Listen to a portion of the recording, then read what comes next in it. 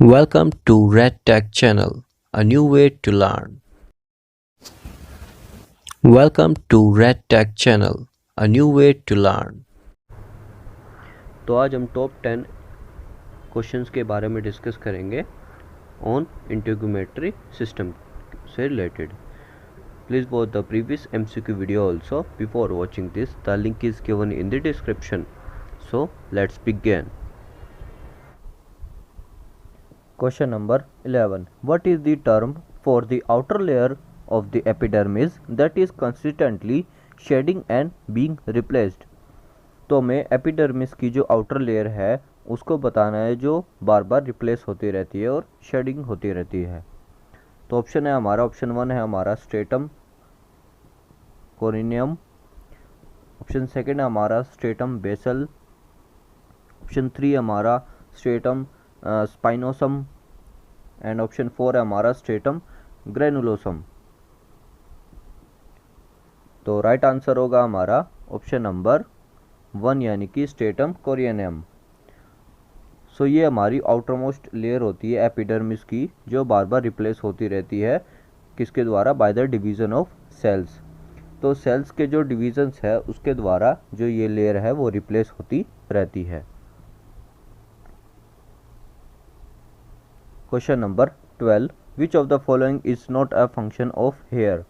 तो ऑप्शंस में से आपको बताना है कि कौन सा हमारा बालों का जो है फंक्शन नहीं होता, हेयर का फंक्शन नहीं होता. तो ऑप्शन 1 है हमारा प्रोवाइडिंग इंसुलेशन, ऑप्शन 2 है हमारा sensing touch and pressure, option 3 है हमारा प्रोड्यूसिंग विटामिन डी, ऑप्शन 4 है हमारा प्रोटेक्टिंग अगेंस्ट यूवी रेडिएशन. तो राइट आंसर होगा हमारा ऑप्शन नंबर 3 यानी कि विटामिन डी. तो जो हमारा प्रोड्यूसिंग विटामिन डी है वो हमारा जो है हेयर का फंक्शन नहीं है. ये हमें इंसुलेशन प्रोवाइड करता है, टच एंड प्रेशर, जैसे कि आप इसको टच भी कर सकते हैं एंड मतलब कि ये इसके फंक्शंस में आता है और यूवी रेडिएशन से भी आपको बचाता है. और प्रोड्यूसिंग विटामिन डी की बात करें तो हमने पिछले वीडियो में डिस्कस किया था, वो हमारा स्किन का आता है फंक्शन, जैसे कि सनलाइट उससे इंटरेक्ट करती है स्किन से तो विटामिन डी को प्रोड्यूस करते हैं. Question number 13. Which layer of the skin contain specialised cells called melanocytes? तो कौन सी लेयर है ऐसी स्किन की जिसमें एक स्पेशलाइज्ड सेल्स है जिसे हम मेलानोसाइट कहते हैं, कौन सी लेयर में वो पाया जाता है या कंटेन होता है? सो ऑप्शन 1 है हमारा एपिडर्मिस, ऑप्शन 2 है हमारा डर्मिस, ऑप्शन 3 है हमारा हाइपोडर्मिस एंड ऑप्शन 4 है हमारा सबक्यूटेनियस लेयर. इंटीग्रोमेट्री सिस्टम के जो MCQ क्वेश्चंस हैं, पहले आप जो इंटीग्रोमेट्री सिस्टम है उसको आप रीड कीजिए अच्छे से, उसके बाद जो ये MCQ है वो अटेम्प्ट कीजिए, देन आपको अपनी जो नॉलेज है उसको टेस्ट कर पाओगे कि आपका कितना जो है वो इंफॉर्मेशन गेट हुई है जो आपने रीडिंग से की है. सो इसका राइट आंसर है हमारा ऑप्शन नंबर 1 यानी कि एपिडर्मिस. एपिडर्मिस हमारी जो लेयर है उसमें मेलानिन पाया जाता है और जो कि रिस्पॉन्सिबल होता है, जो कि पिगमेंट रिस्पॉन्सिबल होता है हमारे स्किन, हेयर और आई कलर के लिए. तो मेलानोसाइट वहाँ पाया जाता है. Question number 14. Which of the following is not a common function of nails? तो हमारे नाखूनों का जो नाखून है उनका क्या कॉमन फंक्शन नहीं है वो हमें बताना है. तो ऐसे एग्जामिनेशन में क्वेश्चंस बहुत आते हैं कि उसमें क्वेश्चन में वो आपको नोट लगा देगा या एंड में वो एक्सेप्ट लिख देगा. तो आपको कम टाइम में जो क्वेश्चन है उसको अच्छे से ध्यान से पढ़ना है ताकि आपका जो आंसर है वो गलत ना हो. तो ऑप्शन है हमारा ऑप्शन 1 प्रोटेक्टिंग दी फिंगर टिप्स, ऑप्शन 2 है हमारा enhancing grip and dexterity, option 3 है हमारा प्रोड्यूसिंग स्वेट एंड ऑप्शन 4 है हमारा adding in scratching and grooming. So right answer है हमारा ऑप्शन नंबर 3 यानी कि प्रोड्यूसिंग स्वेट. तो जैसा कि आपको पता है जो हमारे नेल्स हैं वो काफ़ी चीज़ों में हमारी हेल्प करते हैं, फिंगर टिप्स को प्रोटेक्ट भी करते हैं, ग्रिप भी प्रदान करते हैं और स्क्रैचिंग और ग्रूमिंग में एड भी करते हैं बेसिकली। तो ये जो है स्वेट प्रोड्यूस नहीं करते, इसका ये राइट आंसर होगा। I hope you clear out this point. Question number 15, what is the term for the condition characterised by excessive sweating. तो कौन सी ऐसी टर्म होगी जब हमारा एक्सेसिव स्वेटिंग होता है, यानी कि ज़्यादा से ज़्यादा पसीना आता है, तो उस कंडीशन को, उस टर्म को हम क्या बोलेंगे।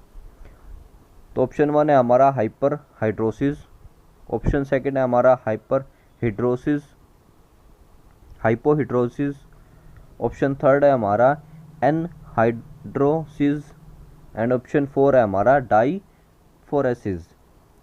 तो जैसा कि आपको पता है एक्सेसिव मात्रा में जब भी किसी चीज़ का होता है तो उसमें टर्म आगे यूज़ की जाती है हाइपर, और जब हमारा कम होता है तो उसमें हमारा हाइपो यूज़ किया जाता है। जैसे कि कोई भी हमारी एक्सरे की इमेज होती है उसमें हाइपो इंटेंस और हाइपर इंटेंस होता है। सो इसमें राइट आंसर होगा, आपको जो एग्जाम्पल दिया है मैंने उससे आपको अंदाज़ा लग गया होगा। सो राइट आंसर है हमारा ऑप्शन नंबर 1 यानी कि हाइपर हिड्रोसिस। तो हाइपर हिड्रोसिस जो कंडीशन है उसमें हमारा एक्सेसिव स्वेटिंग आता है, तब उस कंडीशन को बोलते हैं, और ये बेसिकली पूरी बॉडी में भी हो सकता है। Question number 16, what is the primary function of melanin in the skin. तो जो मेलानिन पाया जाता है स्किन में, मेलानिन बेसिकली आपका एपिडर्मिस में पाया जाता है, और उसका प्राइमरी फंक्शन क्या होता है, मेन फंक्शन उसका क्या होता है, ये हमें बताना है।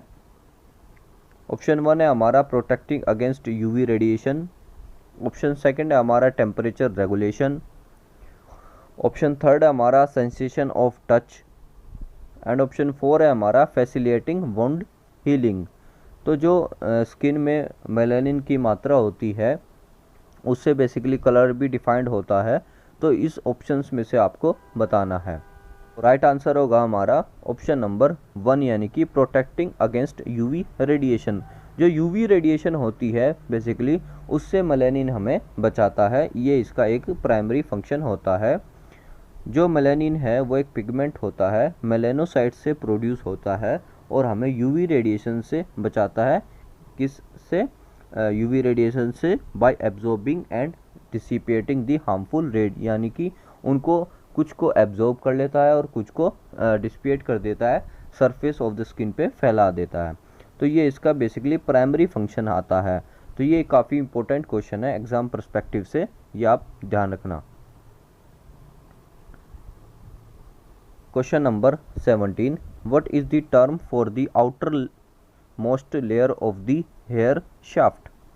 तो जो आउटर मोस्ट लेयर है हेयर की शाफ्ट की, उसे हम क्या कहेंगे, ये हमें बताना है।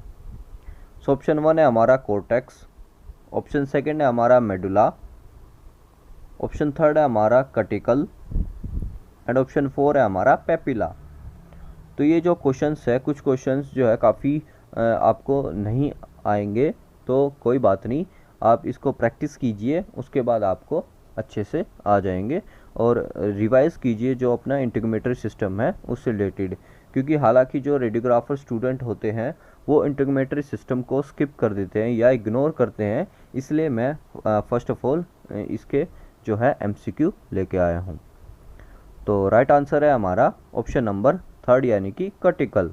कटिकल जो है आउटर मोस्ट लेयर होती है हेयर की शाफ्ट की, जो हमें एक्टिंग मतलब कि एक तरह से प्रोटेक्टिंग करती है, कवरिंग करती है हेयर्स को। तो कटिकल इसमें आउटर मोस्ट लेयर आएगी। Question number 18, what is the purpose of cerumen यानी कि ईयर वैक्स। जो ईयर वैक्स होती है हमारा, उसका क्या पर्पस होता है, ये हमें बताना है। जैसे कि आपको पता है ईयर में बेसिकली जब भी आप कुछ इंसर्ट करते हैं या आप देखते हैं तो उसमें ईयर की में कुछ वैक्स होती है, तो उसका क्या काम होता है ये हमें बताना है। इजी क्वेश्चन है, you can easily choose the answer. So now you can see option number 1 है हमारा lubricating the ear canal, option second है हमारा इनहांसिंग हियरिंग, ऑप्शन 3 है हमारा protecting against infection and option 4 है हमारा प्रोवाइडिंग इंसुलेशन। तो इन so the right answer is option number third, यानी कि प्रोटेक्टिंग अगेंस्ट इन्फेक्शन। तो कोई भी इन्फेक्शन ना हो, जो ईयर वैक्स है हमारी वो प्रोड्यूस बाई, मतलब कि ग्लैंड जो है उसके द्वारा प्रोड्यूस होती है ईयर कैनाल में, और हमें इन्फेक्शन से बचाती है। बेसिकली जो हमारी ईयर है, ईयर कैनाल है, उसको लुब्रिकेट करती है, और बेसिकली जैसे कि कोई भी अगर हम पानी चला जाता है तो उसको रिपेल करती है, यानी कि बाहर की तरफ फेंकती है, जिससे वो अंदर ना जा सके। तो ये सब फंक्शन है, बेसिकली प्रोटेक्ट करती है इन्फेक्शन से। और बेसिकली कोई भी फॉरेन डिब्रीज कोई भी ऑब्जेक्ट हो सकता है, कोई भी चीज़ें हो सकती हैं जो कान में जा सकती हैं, तो उसको बचाता है ear wax. Question number 19, which of the following is not a component of a nail. तो कौन सा इसमें से ऑप्शंस में से नेल का कंपोनेंट नहीं है, वो हमें बताना है। Option number 1 nail plate, option number 2 nail bed, option number 3 cuticle, option number 4 nail bulb. So right answer होगा हमारा ऑप्शन नंबर 4, यानी कि nail bulb. Nail bulb basically base of the skull में लोकेटेड होता है। ये हमारी नेल ग्रोथ के लिए और डेवलपमेंट के लिए रिस्पॉन्सिबल होता है। तो ये बेसिकली बेस उसमें मिलता है, तो ये इसमें कंपोनेंट में नहीं काउंट होगा। I hope you clear out this point. Question number 20, what is the term for the excessive growth and thickening of the stratum corneum. तो जो भी एक्सेसिव ग्रोथ होती है, यानी कि हद से ज़्यादा, और थिकनिंग हो जाती है स्ट्रेटम कोरिएनियम की, उस टर्म को क्या कहेंगे। सो ऑप्शन 1 है हमारा हाइपरप्लेसिया, ऑप्शन 2 है हमारा हाइपर कैरेक्टोसिस, ऑप्शन 3 है हमारा हाइपरट्रॉफी, एंड ऑप्शन 4 है हमारा हाइपोप्लेसिया। तो जैसा कि मैंने आपको बताया था, जब एक्सेसिव मात्रा में होता है तब उसमें हाइपर लगाया जाता है। तो इसमें जो 4th ऑप्शन है वो हमारा एलिमिनेट हो जाता है। तो एलिमिनेशन मेथड से भी आप जो है क्वेश्चन को ठीक कर सकते हैं। तो इसमें जो राइट आंसर होगा हमारा ऑप्शन नंबर 2, यानी कि हाइपर कैरेक्टोसिस। ये बेसिकली उस टर्म को कहते हैं जब हमारी स्ट्रेटम कोरिएनियम की एक्सेसिव ग्रोथ होती है। ये काफ़ी अलग अलग फैक्टर्स होते हैं जिस कंडीशन में होती है। तो ये थे हमारे 10 MCQ। प्रीवियस वीडियो में मैंने 10 MCQ ऑलरेडी कवर कर चुका हूँ, तो ये हमारे 20 MCQ हो गए हैं। I hope you clear out all the points. If you want more MCQ then do comment in the comment section. I hope these question will help you in upcoming exams. So that's all for this video. Do subscribe if you like, and thanks for watching. जय हिंद, जय भारत।